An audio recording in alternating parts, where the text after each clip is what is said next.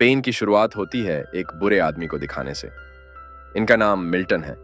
उनकी उम्र तकरीबन 80 साल थी। अपनी वाइफ की मौत के बाद से वो अकेली जिंदगी गुजार रही थी। उनका बेटा तो घर छोड़कर जा चुका था। अब एक बेटी थी जो उनका ख्याल रखती, उनकी हर चीज में मदद करती थी। लेकिन अक्सर इन सब से वो भी काफी परेशान हो जाया करती थी। वो अक्सर शहर की काउंसिल मीटिंग में जाया करती थी और हर बार अपने घर के सामने एक रोड बनाने की रिक्वेस्ट करती थी। काफी कहती थी, लेकिन हमेशा उनकी रिक्वेस्ट को रद्द कर दिया जाता। अब एक दिन उनकी बेटी जब घर आई तो उन्हें पूरे महीने का खर्चा देती है। साथ ही ये भी कहती है कि आपको दिमाग के डॉक्टर को जाकर चेक करवाना चाहिए क्योंकि आप धीरे धीरे चीजों को बोल रहे हैं। इस पर मिल्टन ने साफ साफ मना कर दिया। तब उनकी बेटी भी ज्यादा बहस नहीं करती, उनके लिए खाने का इंतजाम करके वहां से चली जाती है। इसी रात में जब सो रही थी तो उन्हें घर की पिछले हिस्से से आवाजें आनी लगती है जो काफी जोरदार थी। वह जब जाकर चेक करता है तो यह देखकर उसकी होश उड़ गई। वहां एक स्पेसिफिक ईंट गिरी थी। अब वो जल्दी से रेस्क्यू टीम को कॉल करता है और उन्हें सारी बात बताकर या आने को कहता है, लेकिन वो लोग उसकी बातों को मजाक समझकर फोन काट देते हैं। अब अगली सुबह भी मिल्टन काउंसिल मीटिंग में जाकर हमेशा की तरह अपनी पहली वाली बात सामने रखता है। इन्हीं रोड बनवाने वाली पर हर बार की तरह आज भी उसे नजरअंदाज कर दिया गया। शाम को जब वो अपने घर पर था तो घर की पिछली साइड से उसे फिर से आवाजें आने लगती हैं। उसने दोबारा जाकर देखा तो इस बार वो एक जख्मी एलियन को देखता है जिसका रंग सफेद था और वो नीचे पड़ा हुआ था। ये देखकर वो फौरन अपनी बेटी को कॉल करने लगा, पर इस बार भी उसकी बात अपनी बेटी से नहीं हो पाती। लेकिन इस वजह से वो काफी परेशान हो गया था। सुबह एक बार भी वो काउंसिल मीटिंग में गया। इस बार मिल्टन की पड़ोसन जो राइटर थी वो सामने आती है। कहने लगी कि मैंने एक किताब लिखी है जिसमें बुरे लोग जो अकेली रह जाती हैं, वो छोटे और जवान लोगों के लिए मैंने किताब में लिखा है कि उन्हें आपस में बातचीत करके अकेलेपन को दूर करना चाहिए। वो कहती हैं कि मेरी रिक्वेस्ट है, मैं पूरे शहर में इस चीज की पोस्टर्स लगवाना चाहती हूँ, जिस पर काउंसिल के लोग मान भी काफी खुश भी थी इस प्रोग्राम के लिए, जिसके बाद सामने आया। जी हाँ, इस बार वो ये शिकायत करता है कि मेरे घर में एलियन है। उस एलियन के स्पेसशिप मेरे घर में क्रैश हुई है जिससे मेरा पूरा गार्डन, सारे पौधे खराब हो गई हैं। जाहिर है उसकी इस बात पर कोई भी यकीन नहीं करता, तो इस बात को नजरअंदाज कर दिया गया। चीजबासी मिल्टन को गुस्सा आया और वो यहाँ से बाहर आ गया। वो जब घर जा रहा था तो उसके पड़ोसन राइटर और एक दूसरी पड़ोसन सिंगर वहां पर आई, जो भी बिल्डिंग पर गुस्सा करने लगती है कि तुम इस तरह की फजुल बातें ना किया करो, वरना कोई भी बुजुर्ग लोगों की बातों पर यकीन नहीं करेगा। हम मिल्टन को लगा कि वो एलियन मर गया होगा, इसीलिए वो घर के पीछे गार्डन में दोबारा जाता है, पर वो इंडियन अभी भी जिंदा था, बस उसकी हालत खराब थी।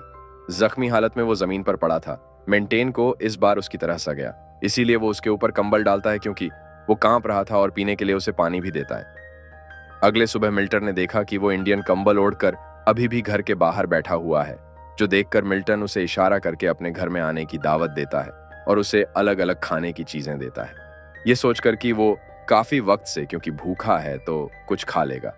सब में से इंडियन सिर्फ सेब का एक स्लाइस ही उठाकर खाता है। इसे मिल्टन को लगा कि जरूर इससे पसंद है, तो वो स्टोर में जाकर उसके लिए ढेर सारे सेब खरीदता है। कैशियर को उसने बताया, जानते हो ये सेब मैं एक एलियन के लिए खरीदा हूं, उसे ये काफी पसंद है। जो सुनकर कैशियर को भी काफी हैरत हुई। वो भी मिल्टन को पागल ही समझ लेता है। घर आने के बाद मिल्टन टीवी पर खबरें देखने लगता है। जी हाँ, बताया जा रहा था कि आसमान से जमीन की तरफ एक चीज आती हुई देखी गई। बाद में पता चला कि वो एक एनएन के स्पेशल पे है जिसे पुलिस हर जगह ढूंढ रही है। इस वक्त मिल्टन अखबार भी पढ़ रहा था, इसलिए इस खबर पर उसका ध्यान नहीं जाता। तभी यहाँ जिसकी हालत पहले से काफी अच्छी हो गई थी और उसे देखकर मिल्टन काफी खुश हो जाता है, वो फिर एलियन को अपना पूरा घर दिखाता है। यहाँ तक ही उसे एक अलग कमरा भी देता है ताकि वो आराम से रह सके। फिर वो उसे अपनी फैमिली के बारे में बताने लगा कि मेरी वाइफ की मौत हो गई है, जिसके बाद से मेरा बेटा घर छोड़कर चला गया था, जो अब कैलिफोर्निया में रह रहा है, और बेटी भी कभी कभी आ जाती है। जिसके बाद मिल्टन टीवी देखने लगा। वो अपना पसंदीदा डांस प्रोग्राम देखने को कहता है, ये कहकर कि तुम्हें ये बहुत पसंद आएगा।